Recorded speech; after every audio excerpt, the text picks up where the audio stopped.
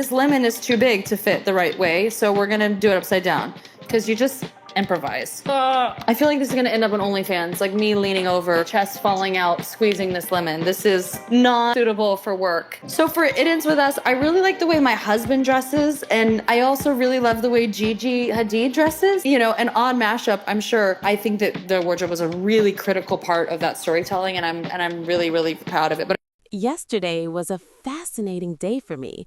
I was looking through some documents related to Blake Lively's request to keep certain details private, specifically about Wayfair's case. I spent time sorting out the numbers for the exhibits she wanted to keep sealed and arranged them by date. Afterward, I compared the events listed in the exhibits to a timeline of relevant occurrences. There was one part of the letter that stood out to me, and it left me wondering what it all meant. I kept thinking, what exactly is she referring to in her motion to keep things confidential? Blake mentions several text messages that are part of the Wayfair case. In the letter, it says something like, Miss Lively's narrowly tailored request seeks to seal limited confidential communications strictly between third parties. That means she's asking to keep some messages private that were only between herself and people who aren't directly involved in the case. She also talks about third parties that don't have a strong connection to the case. This was confusing because it could mean that Blake was texting someone who wasn't part of the lawsuit, but the conversation might be about someone else involved in the case. So who could these third parties be? The way it's written, it suggests it could be almost anyone, and one thought that crossed my mind is that it could even be Taylor Swift. I started paying more attention to the numbers mentioned in the documents. Exhibits 42, 45, 47, 48, 53, 89, 95, 102, 133, 137, 146, and 148. These are all part of the defendant's motion, and Blake wants to keep the contents of those exhibits private. The text messages she's referring to might not even be with a third party directly, but they could be talking about someone else. So it's not just about who she's texting, but who is being talked about in the messages. Then I looked at the dates of these exhibits. It was when I compared those dates with a timeline of significant events that things started to get really interesting.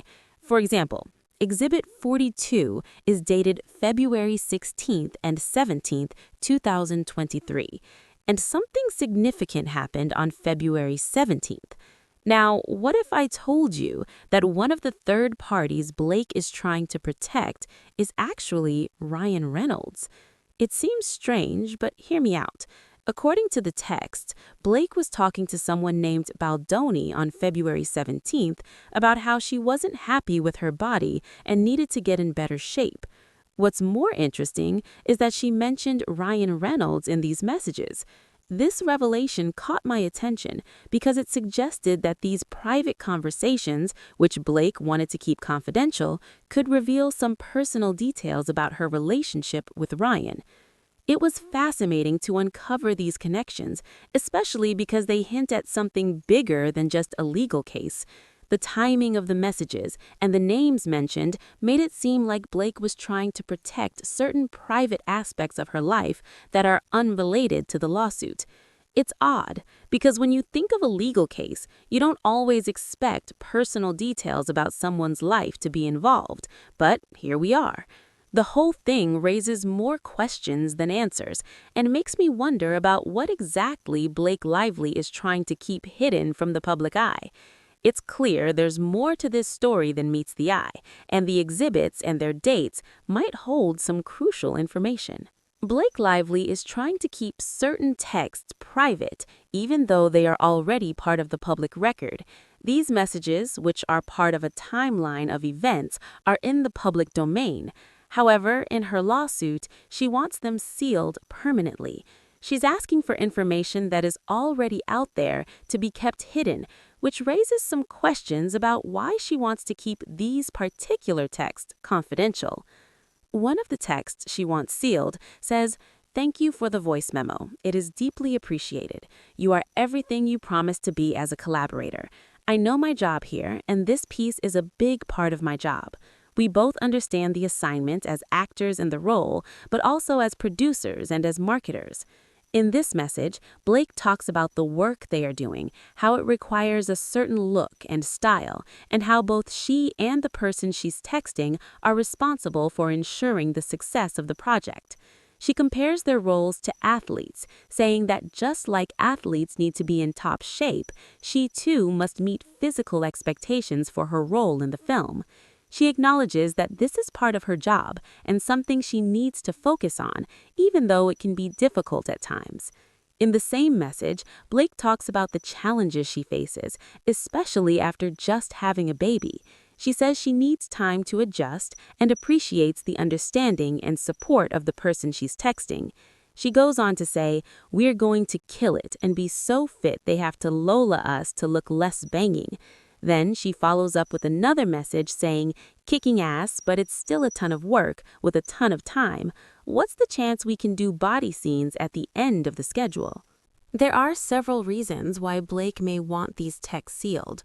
The conversation contradicts any claims of body shaming because the person she's texting is being very understanding and empathetic about her physical concerns. He reassures her that she shouldn't stress about her body, saying it's the last thing she needs to worry about. It's clear that he is not shaming her in any way. So why would Blake want this sealed? One possible reason is that she might want to keep the fact that she was uncomfortable with her body private. She also might not want the public to know that the person she was texting, who was empathetic, was not making her feel bad about her appearance. Blake could be trying to twist the narrative to make it look like she's the victim of body shaming, when in reality, the text messages suggest otherwise. Additionally, Blake wanted exhibits 45, 47, and 48 sealed. These texts were sent in April, and one of them involves a conversation about an intimacy coordinator. Blake says she feels good and can meet the coordinator when she starts, thanking the person for setting up the meeting. This could be a message where Blake is discussing her reluctance to deal with the intimacy coordinator. In this case, Blake seems to be pushing away the idea of using the coordinator, which could potentially contradict her claims that she wanted a safe set. By keeping these texts sealed, Blake is controlling the narrative about her response to this part of the process. Furthermore, in the same time period, Blake had another text exchange with the same person regarding a rooftop scene. In this conversation, she refers to Taylor Swift as her dragon and mentions a message where she had sent the rooftop scene. Blake also talks about how she has written scripts but never received writing credits. She praises other writers, referring to them as titans in the industry. By sealing these texts, Blake is trying to keep details that don't fit her public image or legal narrative out of the spotlight. She uses vague language claiming that the texts involve third parties who have little to do with the case. However, the intimacy coordinator, Taylor Swift, and other figures mentioned are part of the bigger picture, even if they're not directly involved in the lawsuit. Blake is manipulating the situation to hide information that could affect the case, even though it's already in the public domain. Blake Lively talks about how lucky she is to have creative people like Taylor Swift and Ryan Reynolds in her life. They support her both professionally and personally, making sure she's recognized for all she does. Blake admits that sometimes she struggles to speak up about her own contributions, fearing it might upset others or disrupt the smoothness of the process. She makes a funny comparison, saying if you ever watch Game of Thrones, you'll understand that she's like the character Khaleesi, who has dragons. She compares her own dragons to the people who protect and support her, noting that these dragons help everyone around her. Blake is using Taylor and Ryan to shield herself from the public eye. She's trying to keep certain texts private, claiming that these messages are about protecting their privacy. She says that the texts are only loosely connected to the lawsuit, so they should remain sealed.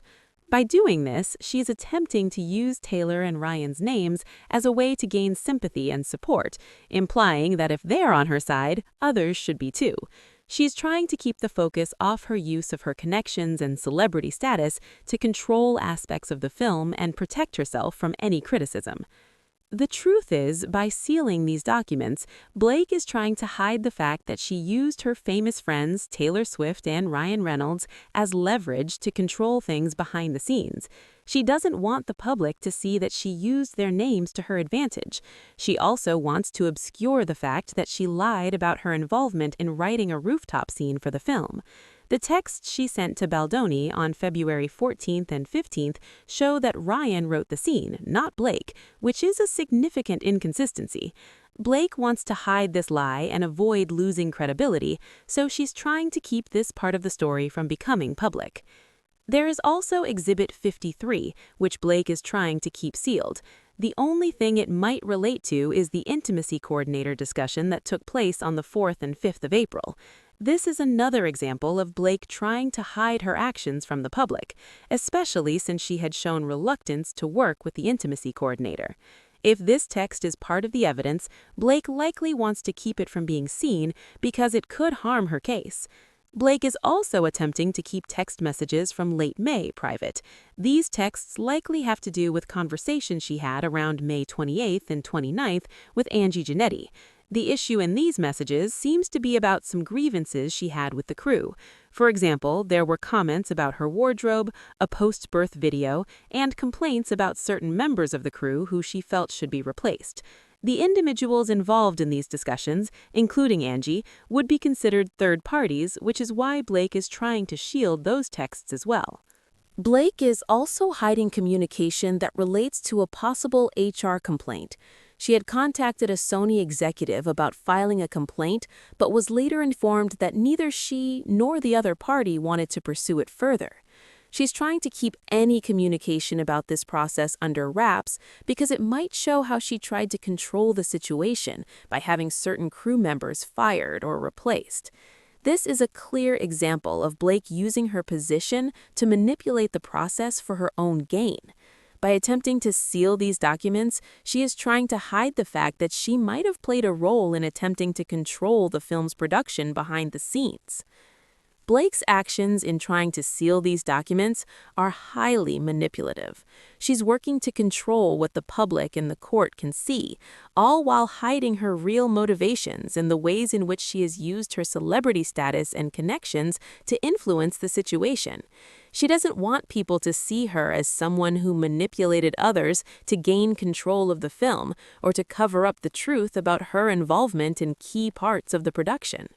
Things seem to be getting even worse with Blake Lively's legal battle as we move into 2024. A lot of the documents she's trying to keep private are related to her actions around editing the film, claiming credit for the movie, and making threats to withhold promotions. She also tried to get someone to help her in the editing room, possibly someone like Colleen Hoover, Bradley Cooper, or even Ryan Reynolds. It's unclear exactly who she wanted in the room with her, but what's certain is that she was seeking permission to bring in someone to help her with editing.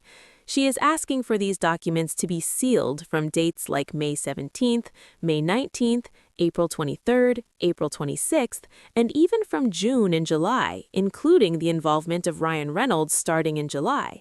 These dates are all part of a timeline, and they show what was happening during important events in the production process, including Blake's push for credit and control.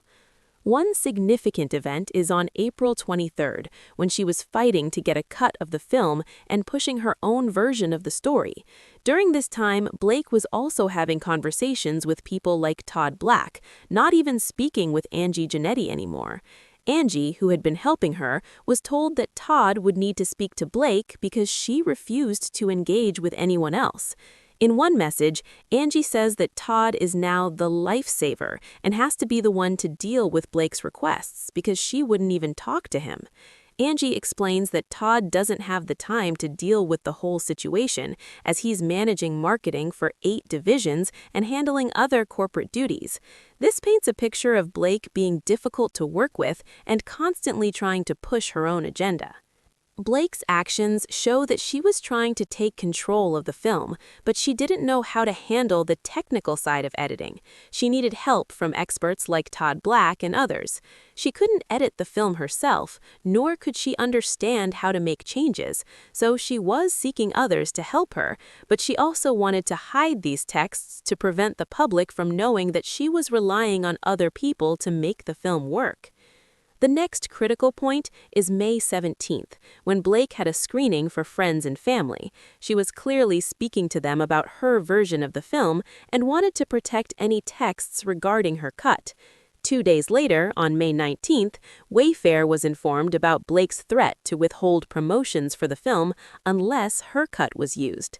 She even made thinly veiled threats against people's careers, which shows a very manipulative side of her. This led to an agreement that if Baldoni's version of the film tested better than Blake's, his cut would be used. This move essentially proves that Blake's claim about doing Sony's cut of the film was false, as she wasn't even communicating with Sony during the process. Instead, she was working with Todd Black, who wasn't even a Sony employee, showing that Blake was going behind the scenes to try and control the film without proper authority. Blake wants to keep all these details hidden from the public to prevent the truth from coming out. She's trying to protect herself by sealing the documents that show her role in taking control of the film and making threats. She doesn't want the public to know that she was involved in manipulating the situation behind the scenes. In this situation, it seems like Ryan Reynolds is being protected more than anyone else. He's the one who started the feud by getting upset over his rooftop scene being rejected, thinking Justin was a threat to him and his involvement in the film. He used Blake to get his way, and now he's stepping back and letting her take the blame for everything.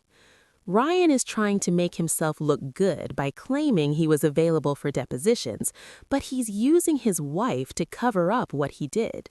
Blake, on the other hand, doesn't seem to fully realize what's going on. She's so focused on her own image that she doesn't see how manipulative and controlling her husband has been. Ryan orchestrated everything from the start, and now he's letting Blake take the fall while he saves himself. Ryan has been acting like a caring husband, always trying to appear supportive, but in reality, he's doing everything he can to distance himself from the situation. His main goal is to protect his own career while letting his wife, Blake, take the heat for everything.